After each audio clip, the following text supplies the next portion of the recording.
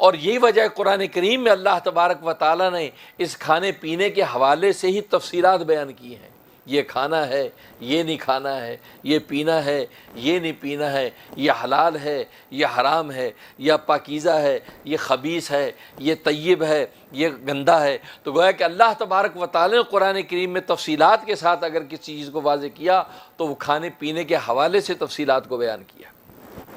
کیوں کہ اللہ تبارک و تعالی تو جانتے ہیں کہ انسان کے لیے سب سے ضروری جو چیز ہے وہ صرف کھانا پینا اور کچھ بھی نہیں ہے۔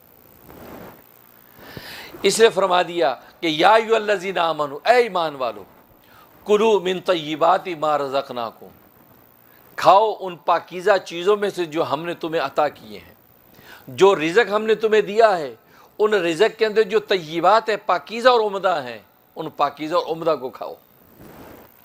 تو گویا کہ اس پاکیزہ اور عمدہ کی قید لگا دی، کھانے کی تو اجازت ہے لیکن کھانے پینے کے اندر پاکیزہ اور عمدہ کھاؤ۔ واشکروا للہ، اور اللہ تبارک و تعالیٰ کو شکر کرو، ان کنتم ایاہ تعبدون، اگر تم اللہ تبارک و تعالیٰ ہی کی عبادت کرتے ہو۔ تو گویا کہ دو حکم دے دیے، ایک تو پاکیزہ اور حلال کھانے کا حکم دے دیا اور دوسرا شکر کا حکم دے دیا۔ تو گویا کہ آپ کھاؤ حلال، پاکیزہ کھاؤ اور اللہ تبارک و تعالیٰ کو شکر کرو، تو دو چیزوں کا ذکر فرما دیا۔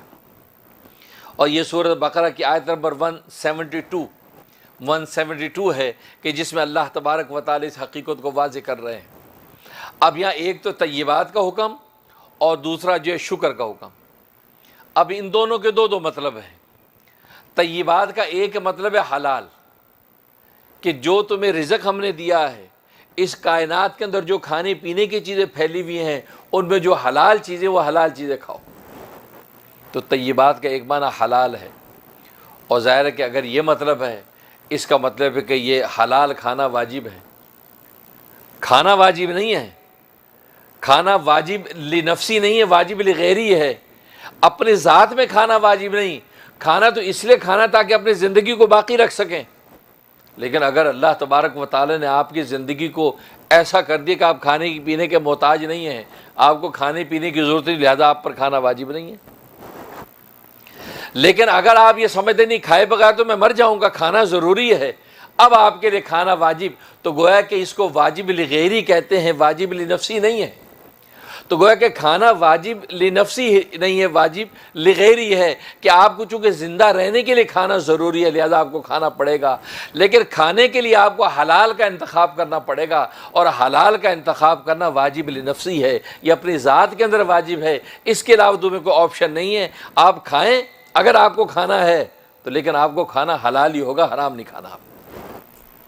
تو طیبات سے مراد حلال ہے، اور دوسری تفسیر ہے کہ طیبات سے مراد جو ہے لذیذ ہے، مزیدار چیزیں، حلال میں بھی مزیدار، لذیذ چیزیں کھاؤ جو ہم نے تمہیں دی ہیں۔